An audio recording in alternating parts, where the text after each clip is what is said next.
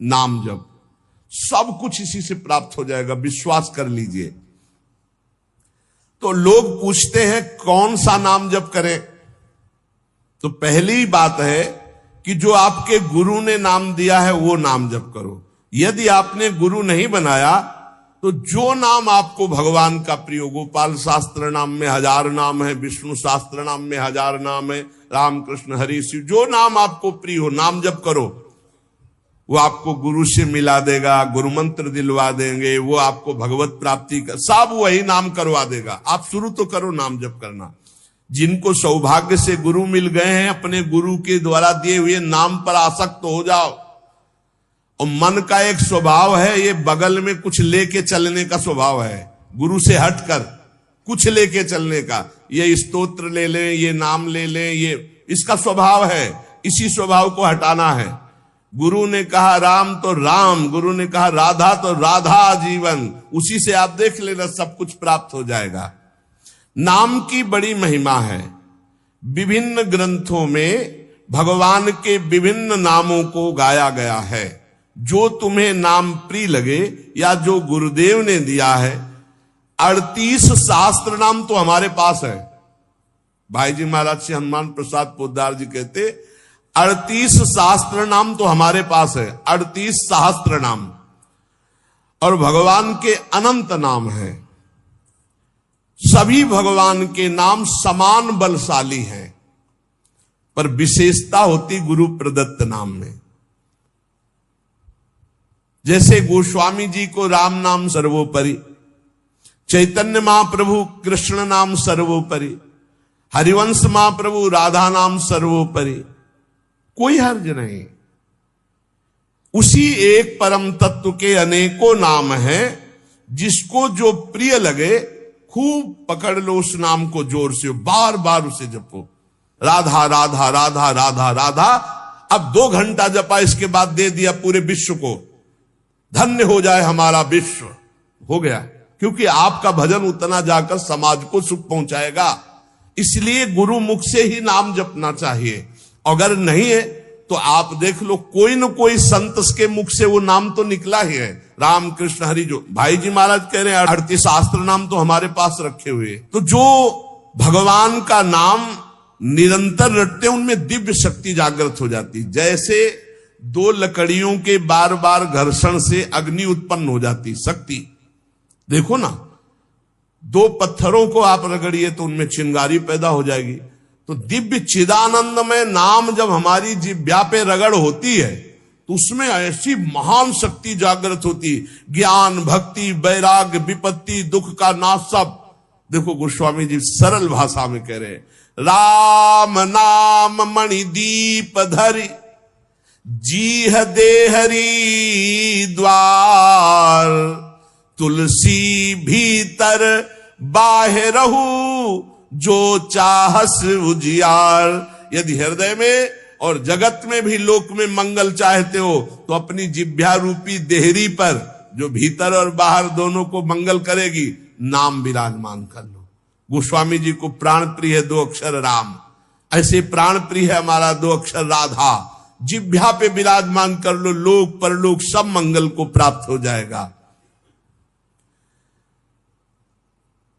जो संसार में नाम जब कर रहे तो उनको ऐसा ज्ञान हो जाता है, जैसे गोस्वामी तुलसीदास जी कहते हैं, मैं तो ही अब जान्यो संसार, बानी न सकई मोहि हरि के बल, प्रगट कपट आगार। मैं तो ही अब जान्यो संसार, ए संसार मैं जान गया तुझे। संसार अब तू कपट का आगार कभी मुझे बांध नहीं सकता, क्योंकि मेरे पास भगवान नाम जप के प्रभाव से वो ज्ञान हो गया। वो ज्ञान हो गया कि अब तो मुझे नहीं बांध सकता। सर्वत्र भगवत दर्शन, तीसरी बात आई। पहला आया अपने इष्ट के अनन्य, दूसरा कैसे हो तो बोले निरंतर नाम जप करो, और तीसरा सर्वत्र भगवत दर्शन। ये सर्वोत्तम बात है। चाहे वो चांडाल हो, पशु हो, पक्षी हो, जड़ हो, चैतन्य हो, जहां तुम्हारी दृष्टि पड़े तो उसमें देखने की कोशिश करो, इसमें भगवान श्री हरि विराजमान है। सकल जग हरि को रूप निहार, हरि को रूप निहार। हरि बिनु विश्व कतहु को नहीं, ये मिथ्या भ्रम संसार। सकल जग हरि को रूप निहार। जैसे दूर से पड़ी हुई रस्सी सांप दिखाई देती है, न सांप पहले था ना बाद में रहेगा, बीच में भास रहा है, और बीच में है रस्सी, भास रहा है सांप। ऐसे ही ये संसार पहले नहीं था, बाद में भी नहीं रहेगा, बीच में भास रहा है, और है श्री कृष्ण, है प्रभु, और भास रहा है संसार। तो सकल जग हरि को रूप निहार। हरि बिनु विश्व कतहु कोऊ नहीं, ये मिथ्या भ्रम संसार। ये झूठा भ्रम हो गया, ये स्त्री है, पुरुष है, जड़ है, चैतन्य एकमात्र भगवान बना हुआ है। अलख निरंजन, जो हम देख नहीं सकते, अलख लख नहीं सकते, वो अलख। और निरंजन जो त्रिगुणातीत मायातीत है, वो साक्षात सामने बैठा हुआ है। अलख निरंजन सब जग व्यापक, सब जग को आधार। सकल जग हरि को रूप निहार। अब गूढ़ बात, नहीं आधार नहीं को हरिमा। भगवान कह रहे यो माम पश्यति सर्वत्र सर्वम च मयि पश्यति। जो सब में मुझको देखता है और मुझ में सबको देखता है, वो मेरे नेत्रों से कभी ओझल नहीं होगा, मैं उसके नेत्रों से कभी ओझल नहीं होगा। और एक श्लोक आता है कि मैं किसी में प्रवेश नहीं हूं, कोई मेरे में प्रवेश नहीं। वही यहां कह रहे हैं, नहीं आधार नहीं को हरि महा। अब क्या मतलब है इसका? बोले इसका मतलब है जैसे कहा जाए बर्फ में पानी नहीं है और पानी में बर्फ नहीं है, बात कैसी रहेगी? क्योंकि बर्फ ही पानी है, पानी ही बर्फ है, भेद ही नहीं है। तो कहा जाए बर्फ में पानी प्रवेश नहीं कर सकता और पानी में बर्फ प्रवेश नहीं कर सकती, उसकी अलग सत्ता नहीं। बर्फ ही पानी बनी हुई है, पानी ही बर्फ है, कोई अंतर नहीं। तो कह रहे कि नहीं आधार। बोले कैसी बात कह रहे हो? बोले इसलिए कह रहा हूं कि वही है, दूसरा कोई है नहीं। प्रभु किसी में प्रवेश नहीं करते क्योंकि प्रभु ही है पहले से, तो किसी में प्रवेश करे? और कोई प्रभु में प्रवेश नहीं कर सकता क्योंकि कोई है ही नहीं, प्रभु ही है। यह रहस्य रघुनाथ कर बेगी न जाने कोई, और जो जाने रघुपति कृपा तो सपने मोह न हो। स्वयं हरि जगत बने हुए हैं, सब कुछ ये हरि बैठे हैं। बस ये नेत्रों का हमारा दोष हट जाए, चश्मा बदल जाए, केवल हरि है। सिय राम मैं सब जग जानी, मानी नहीं, जानी, जान के, देख के। अति समीप अति दूर अनोखे, जग मा जग के पार। अति समीप, भगवान कितने समीप है? आपके समीप इतने कि उनसे ज्यादा कोई समीप नहीं है, बहुत नजदीक है।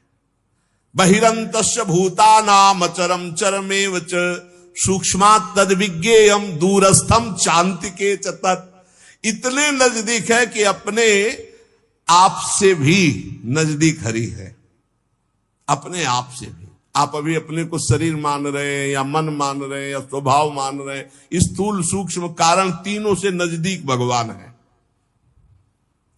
अति समीप और इतने दूर हैं कि जन्म जन्म लग जाएंगे खोजते हुए, मिलना बहुत कठिन है। क्यों? क्योंकि बाहर खोजने से नहीं मिलेंगे, अंदर डूबने से मिलते हैं। अंदर जो लौट कर डूब गया वो पा गया हीरा, और जो बाहर चाबी घर में खो गए हैं और बाहर जंगल में पूरा जीवन ढूंढो, मिलेंगे क्या?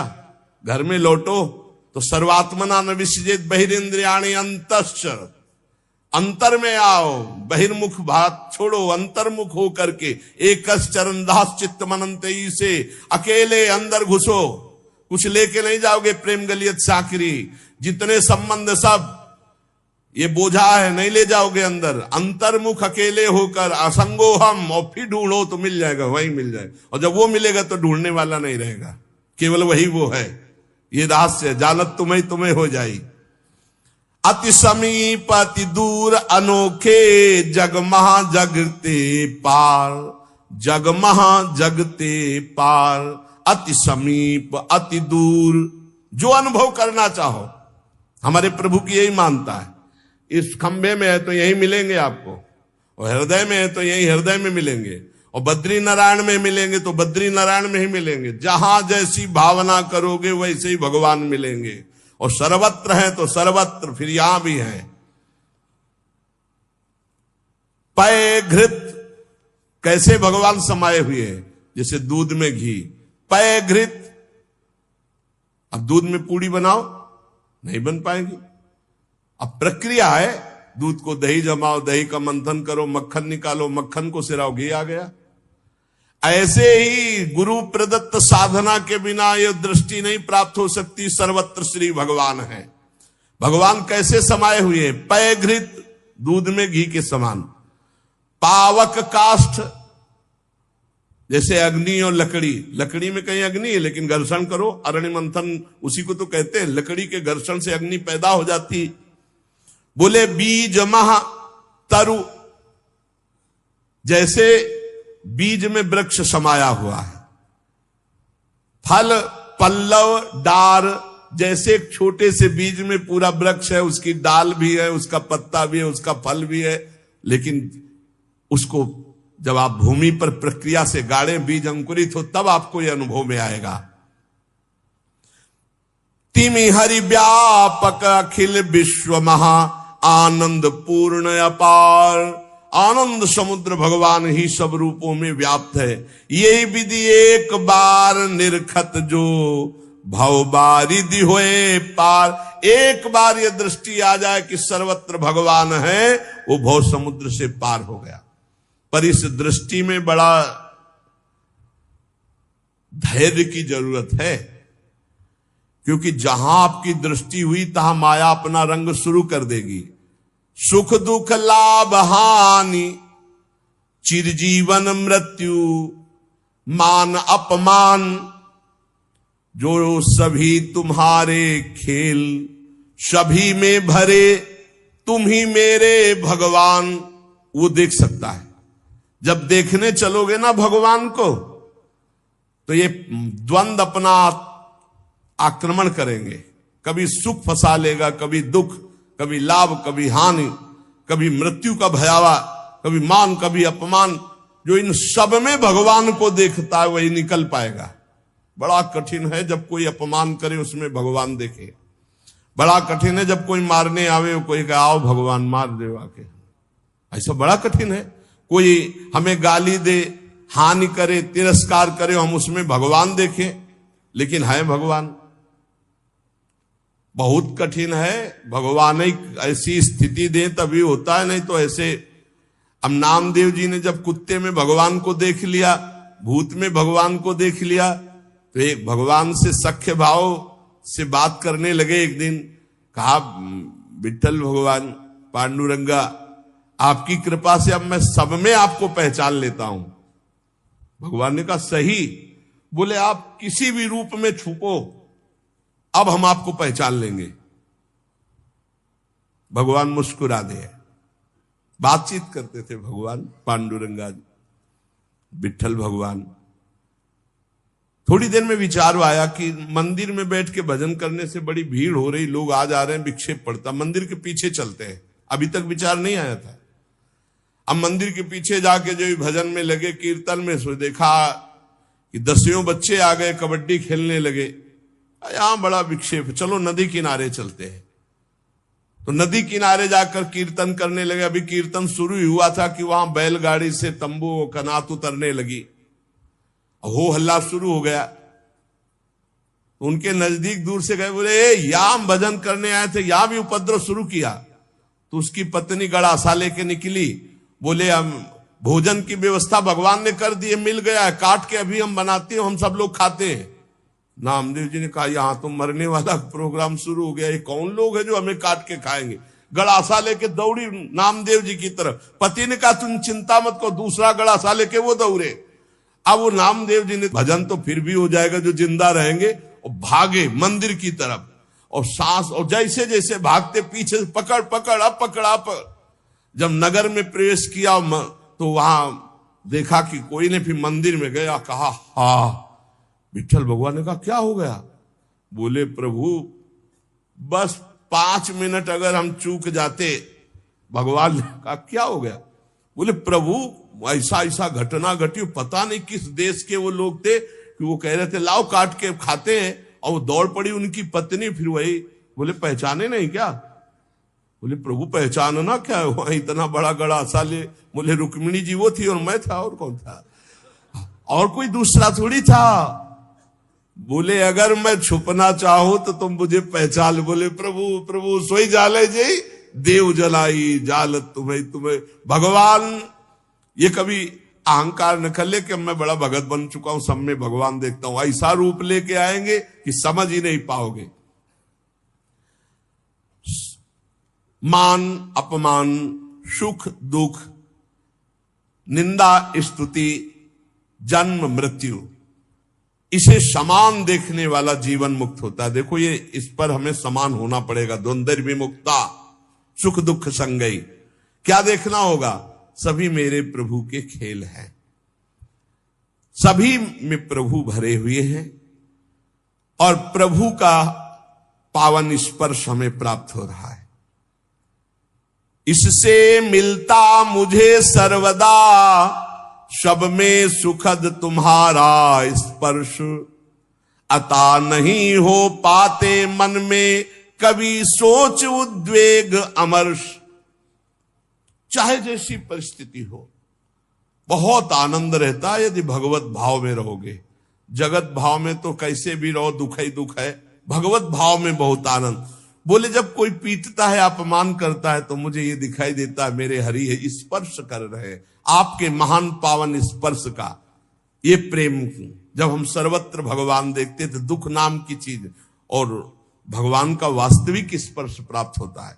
कभी अनुभव करना, अगर अपमान हो और उस समय आप भगवत भाव में हो, तो अपमान भी आपको और भाव वृद्धि करके रुलाने वाला बन जाएगा, प्रभु के प्रेम में रुलाने वाला। किसी अवस्था में भी होती नहीं अशांति, नहीं उर्दाह, हंसमुख सदा दिखता प्रभु का, नित्य नवीन पूर्ण उत्साह। दृढ़ विश्वास हो जाता है, इसलिए अशांति नहीं होती। एक दिन एक सन्यासी संत विचरण कर रहे थे, तो कुछ उद्दंड लोगों ने सोचा कि कुछ अर्थ होगा, पर उनको ये पता नहीं था कि ये सन्यास के नियम से जो चलते हैं उनके पास अर्थ नहीं होता। वो कभी धन का स्पर्श नहीं करते, नहीं, जो सन्यास धन का स्पर्श नहीं, काठ की स्त्री का भी स्पर्श नहीं। बड़ा नियम सन्यास धर्म का मतलब ही होता साक्षात नारायण स्वरूप। अब उन्होंने उनके झोला देखा तो उसमें वही गीता आदि शास्त्र और तो कुछ निकला नहीं, तो बड़ी गुस्सा लगी, ईंट से उनका सर फोड़ दिया, खून खून ऐसे, और वो फोड़ के, ऐसे बड़े निर्दयी लोग होते हैं। वहीं से एक डॉक्टर गाड़ी से निकले, देखा एक संत जो है घायल पड़े हैं, उठाया ले गए अपने अस्पताल में, टाका लगाया, दवाई और गर्म दूध पिला रहे थे। तो जो राज कर्मचारी पुलिस को भी सूचना की उन्होंने, तो पुलिस भी साथ वहां आई और कहा, डॉक्टर ने पूछा महाराज जी आप बता सकते हैं कि किसने आपका सर फोड़ा? बोले बता सकता हूं, पक्का मुझे याद है आपने। और वो तो बोले महाराज आप कैसी बात करते हो, हम तो पुलिस कर्मचारी का इनकी बात मत मानना, इस समय इनका दिमाग सही नहीं। बोले नहीं, मैं बहुत दिमाग सही बोल रहा हूं, तुम्ही ने मारा और तुम ही दूध पिला रहे हो, तुम्हारे सिवा और किसी ने नहीं किया। अब वो तो घबरा गए, बोले महाराज आप हमें फंसा क्यों रहे हो? बोले नहीं नहीं, तुम हमें नहीं फंसा सकते, तुम ही ले मारा। जब फिर वो डॉक्टर के ऊपर पुलिस वालों ने कहा महात्मा सही बोल रहे, तो उन्होंने पुलिस वालों से कहा कि आप समझो मेरे भगवान ने वो रूप रखकर मुझे मारा और इस रूप में भगवान ही मुझे बचाए, तो भगवान ही तो है ना। तब डॉक्टर बचे।